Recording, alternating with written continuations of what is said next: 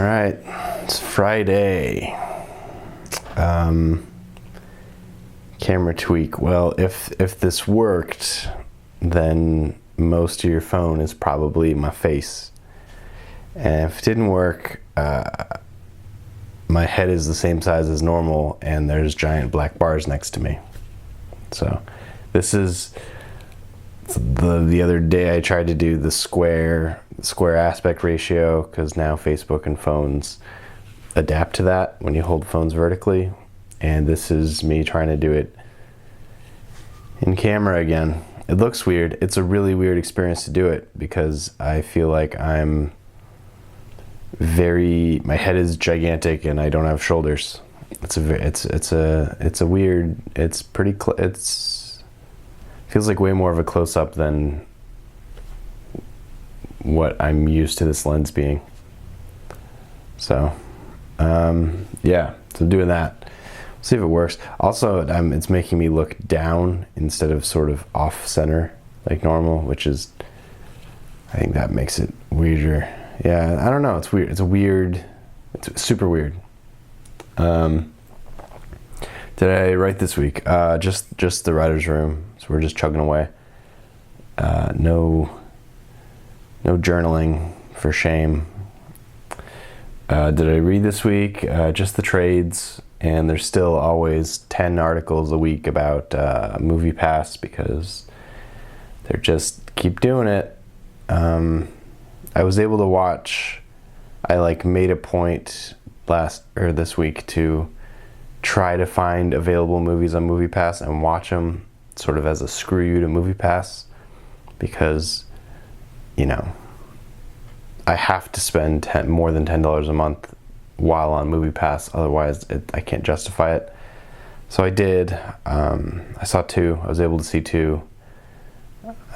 Would not have been able to do that if I worked regular hours. If I worked daytime hours, then that would have not worked. Yeah. I don't.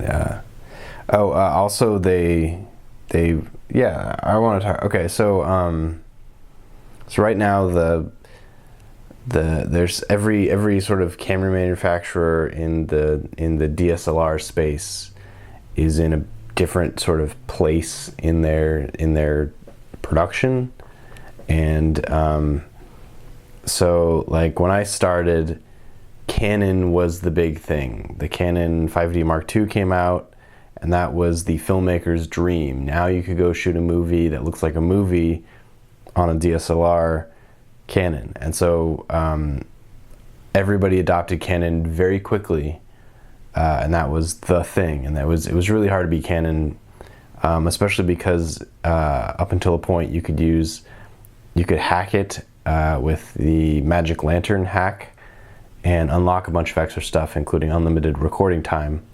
And because they were such robust cameras to begin with, you could just run them forever, and they were great. And most of them were weatherproofed. They were great. So that happened, and then they sort of maybe by the 5D Mark III thereabout, but even their lower model cameras were quite good because their autofocus is great, but they sort of stopped advancing. They the 5D Mark IV came out, and by the time it came out, everybody was putting 4K into their cameras, and it had 4K, but not really. So they sort of just stopped advancing. And while that was happening, Panasonic, which is what I have now, had just about the time the 5D Mark II came out, the first Panasonic came out, and then by accident they figured out that their cameras were really, really good at video. And so they sort of doubled down on that and still had stills, but video was their thing, and they became sort of the video camera to beat. And so so Canon was sort of the conventional, will never fail you robust camera that's pretty good at everything, and it's very simple. It's the most easy camera to use on earth. Panasonic was basically a different, quirkier Canon specializing in video. And they had two different approaches. Canon's were DSLRs and Panasonic's were mirrorless cameras, which is a different technology. And then Nikon had always been a stills camera, and so sort of competed, but was very much a stills DSLR in the oldest tradition, and didn't really do video.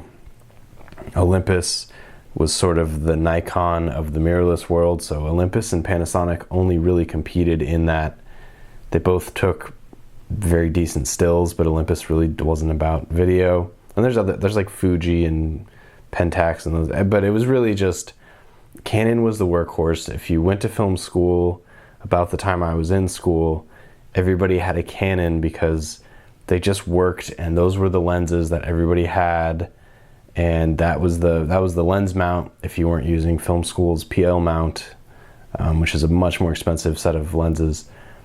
You had Canon because everybody was supporting Canon. Blackmagic had a Canon mount. They later had a Micro Four Thirds mount too, but it was Canon, which is very strange that only a few years ago Canon just stopped advancing. Like 2.5 years ago, Canon just gave up, which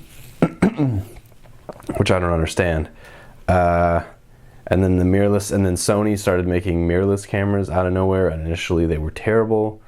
I have two of them, and I like them very much, but and they produce an incredible picture. But the problem with the way Sony designed their mirrorless cameras, which is not the way Olympus and Panasonic and I think Pentax and Fujifilm, all these other cameras, the problem that Sony had was they physically made the body too small for the camera, so that the giant sensor in there would overheat the camera, especially in video. And so I have Sony cameras, and they're like technically exceptional, especially for how much I paid for them, but I could never shoot anything long because they would overheat. Once they start overheating, they just continue to overheat. So it's very strange. So we had Canon, that was like the Honda Civic, where it just worked, or the Toyota Corolla. The Canon was the Toyota Corolla. It just worked.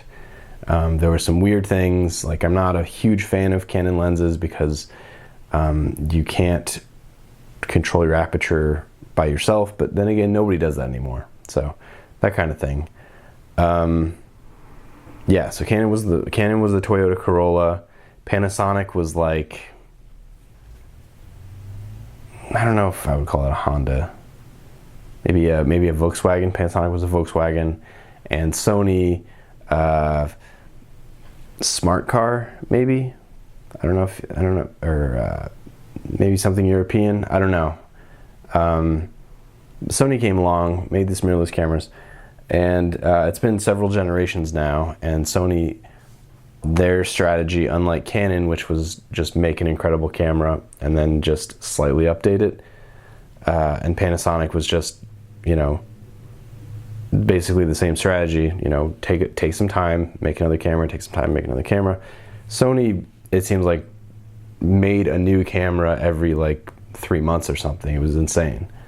And so all of a sudden, Sony now, as of now, because Canon sort of like petered out a year and a half ago or 2 years ago, and Panasonic, just based on how it's set up, can't compete with a full frame Sony. All of a sudden, Sony is like the video camera, which is very strange because, when I started buying cameras, Sonys were still incredibly chintzy and unreliable.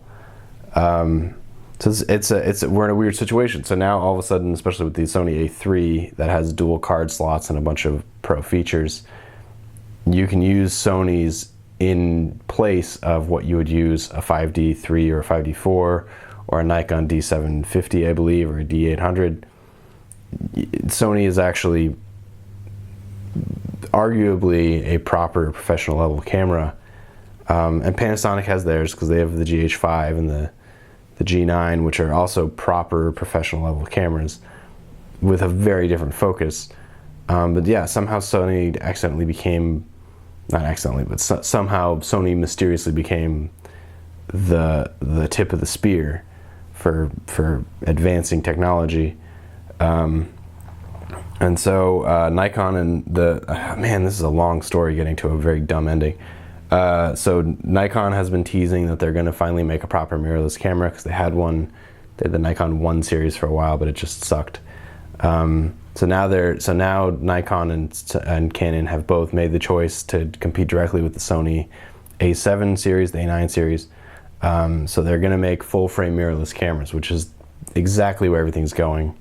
Which is the only real issue I have with Panasonic, is because it's such a small micro four thirds sensor. Even though they're doing mind-blowing advances in technology and usability, they're still going to inevitably be limited by the fact that they don't have a bigger sensor, and there's no way around that. And everything is set up for that. Like, their lenses will not fit a full-frame sensor, so they bet on a small sensor, and it worked for a time. But when they change inevitably, they're going to have to change everything, which is going to be a tough situation for everybody.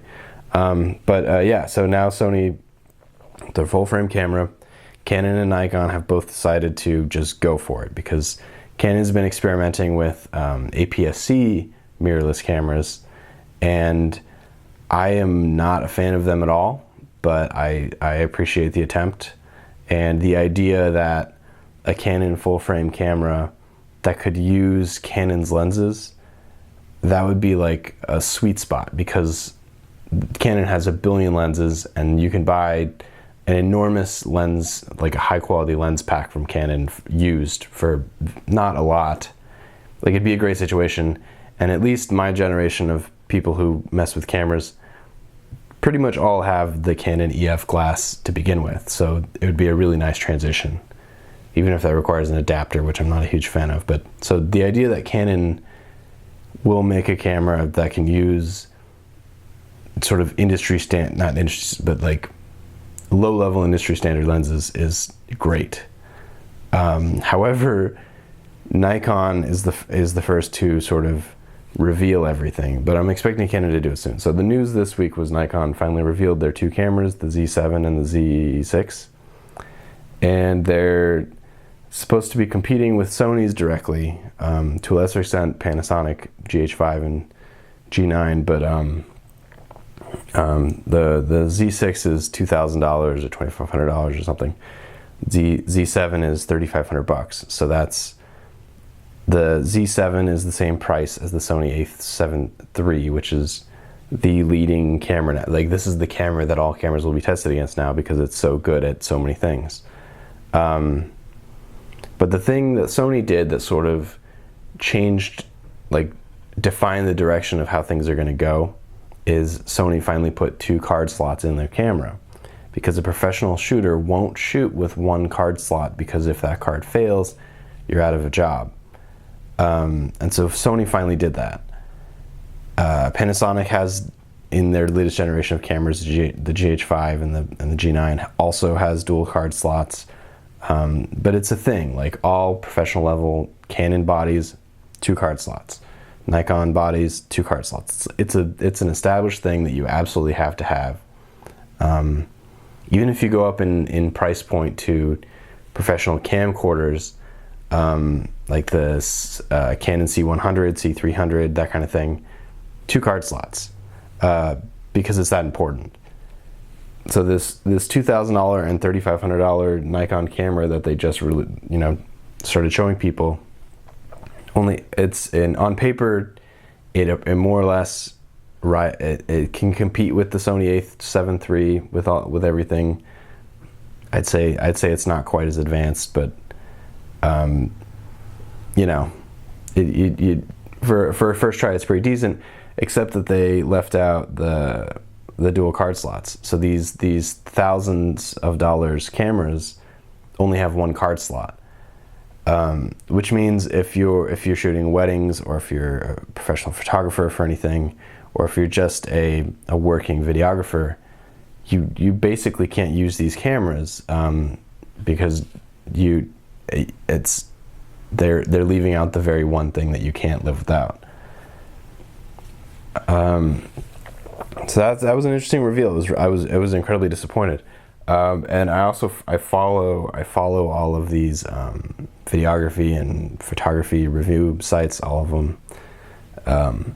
And it was very strange. It sort of made me lose respect for most of the people reviewing, and really, really like double down on who I trust and who actually takes, who actually is a professional and like takes it seriously and that kind of thing. It's like working professional, because a couple of them had the opinion, it's a great camera, but my God, what have they done? They only have the one card slot. Like, what a waste of time.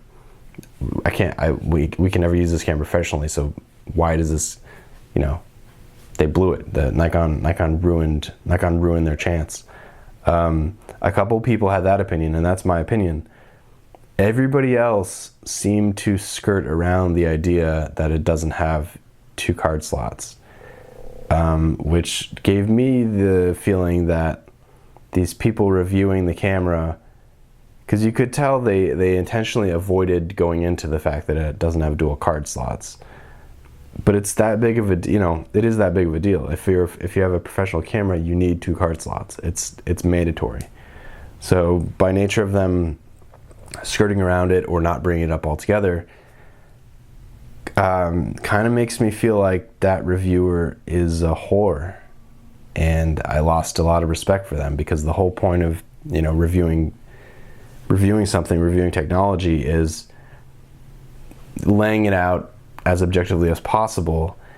And if you're not going to properly acknowledge that you yourself would not be comfortable using this camera because of the danger it offers, like, that makes you a whore. That makes you a huckster. You're hawking something. You're selling something. You're doing it for the views. You're not doing it for the objectivity and everything that stands behind that. You're doing that because you want people to click on you again, and that makes you a whore.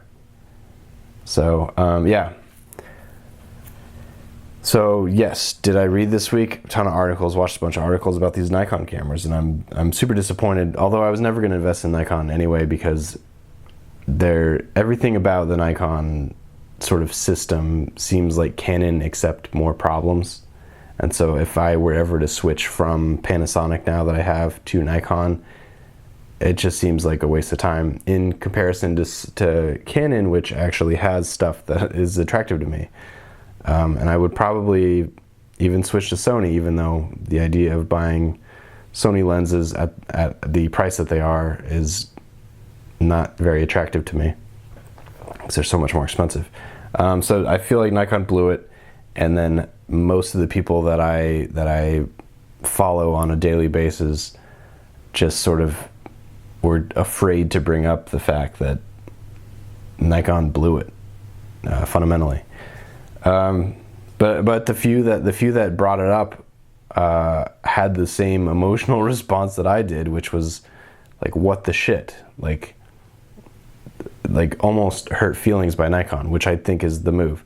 So now I'm very excited about Canon, because I'm pretty sure Canon is panicking now that Nikon released something, although they're probably laughing.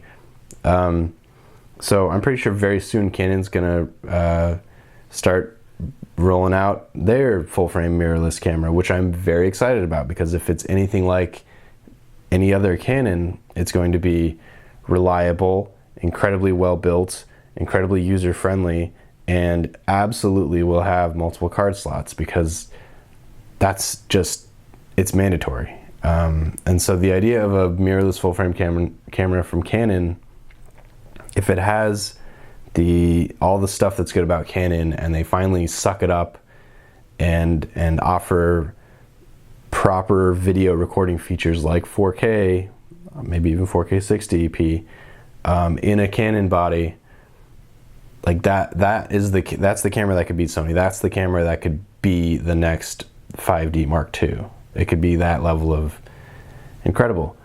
I hope they do it. Because even Sony, the way their codec is and everything for camera stuff, for motion picture, for video, it's not as good as Panasonic. Panasonic is still a proper, like, director of photography camera that happens to be $1,800, $2,000, whereas Sony, it's a level below that. So it'd be really nice if Canon could at least match Sony, if not catch up to Panasonic with how in depth they go into video, because that's where things are going. So yeah, so hopefully Canon.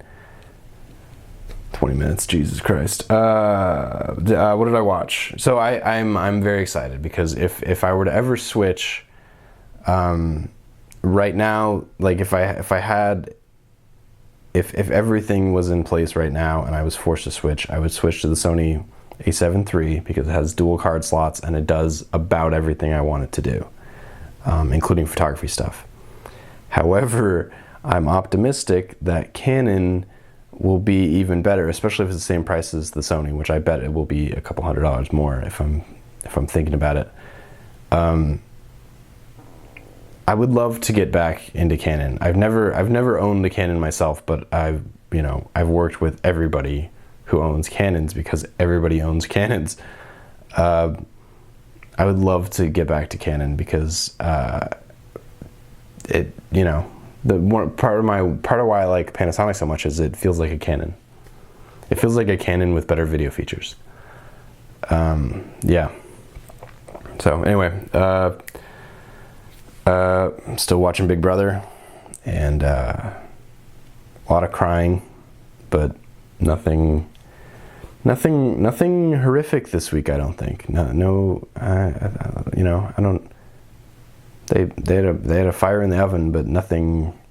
There's no racism. There's no hand jobs this week. It was just a pretty down the middle week. One of the movies I saw on MoviePass was The Meg. I found the one screening I could watch of The Meg with MoviePass, and I saw it, and as advertised, I guess. Not for me. I think if I was hammered drunk and I watched it, it would be fun.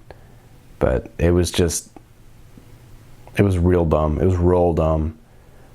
Oh well.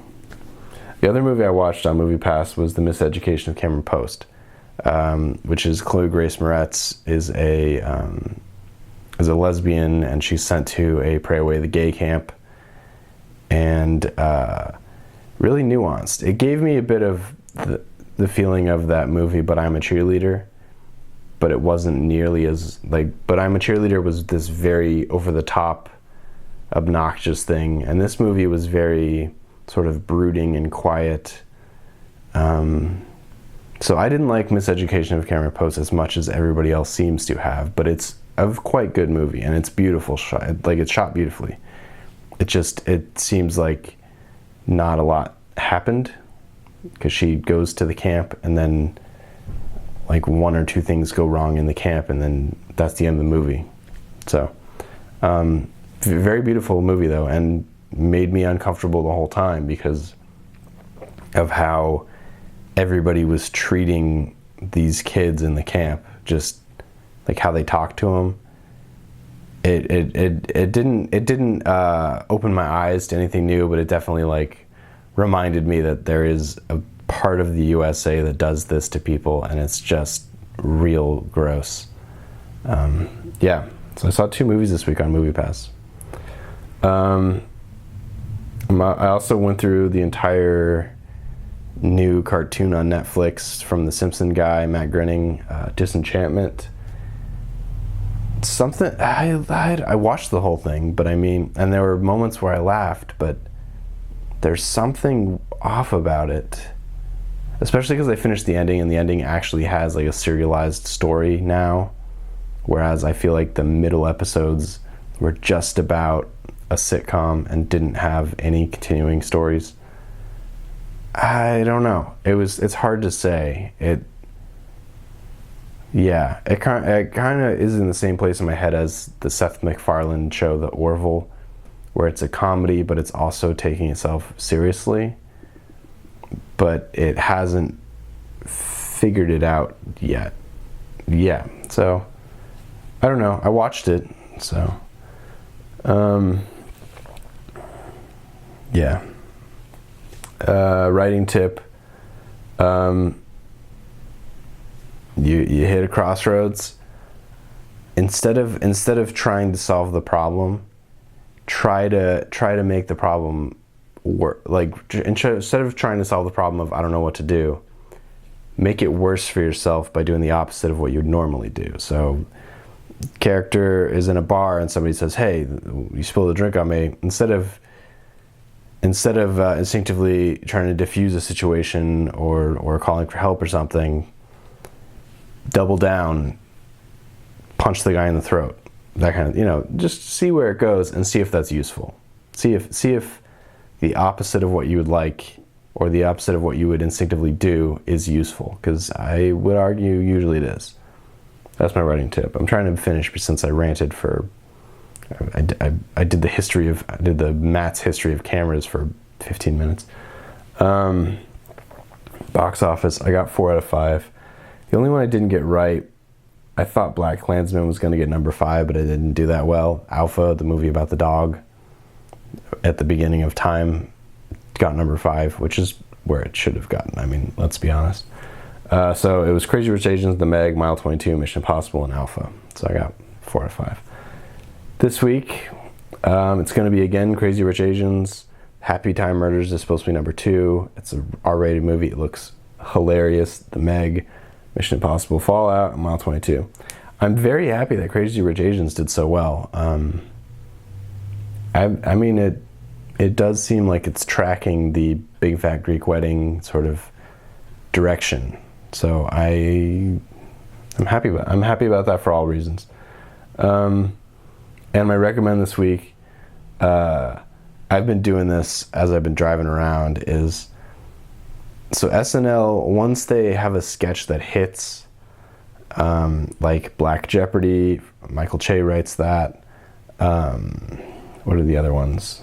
It's the only one I can think of.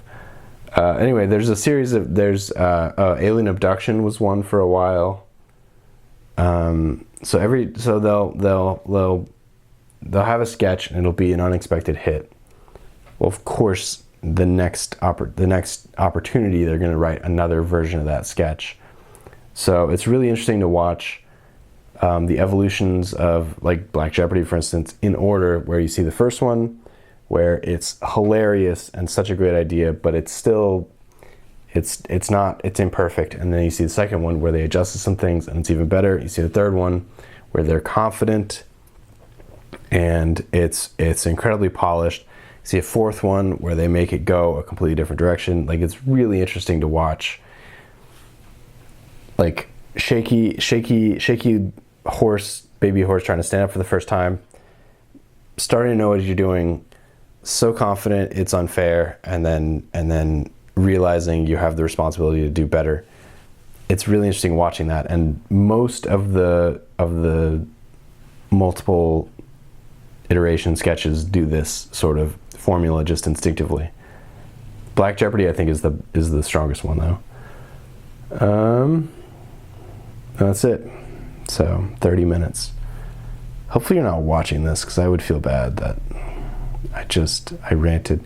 Basically, I like Canons, because I've owned, I mean, everybody I know has Canons, so I've messed with Canons, but I've owned only Sonys and Panasonics for digital cameras, and I like Panasonics a lot.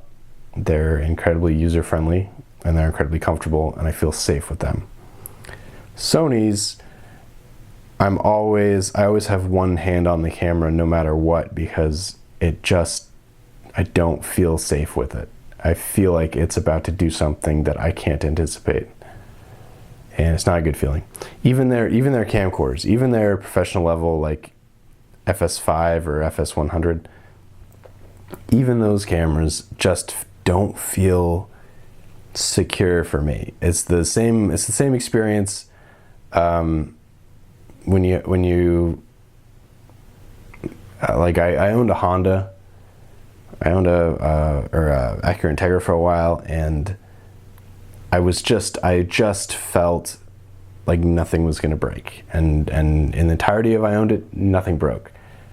However, I owned a Volkswagen, and I never felt safe in that car because something was always broken. The cooling system was eating itself alive from the inside out at all times. The electrical system was just doing stuff. 10% of the time I turned on my Volkswagen, the stereo would not turn on with the car. I'd have to turn off the car, turn the car back on, and try the stereo again, and then it would decide to wake up. It's just like stuff I can't track, that I can't expect. That's what makes me feel insecure about something. Canons don't make me feel insecure. Panasonics don't make me feel insecure.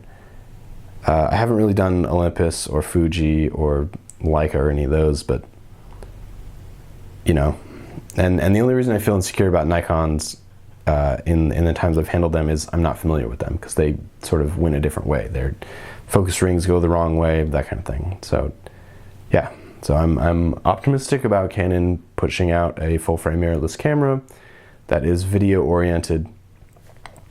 My only concern with that is it really needs to be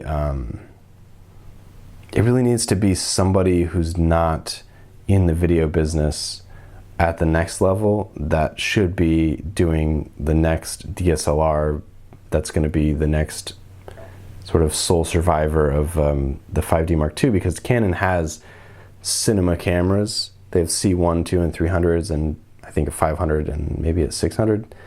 So they have cinema cameras, so they have a strategy where they don't want to obsolete their C100s, because their C100s are such a jump in price. You don't want to make the next camera down too close to it. So that's my only fear. Whereas Panasonic doesn't really have that, because their C100 equivalent isn't that great, and definitely not that well known. So that's probably why Panasonic GH5 is such a monster.